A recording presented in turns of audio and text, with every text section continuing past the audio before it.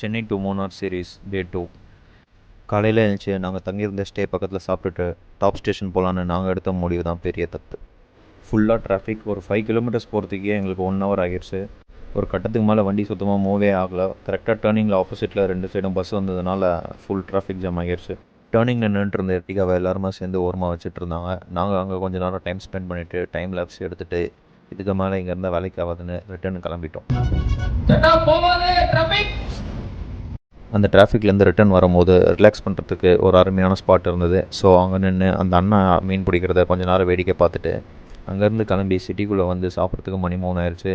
டிராஃபிக்னால எங்களுக்கு ஆஃப் டே வேஸ்ட்டாக போயிடுச்சு.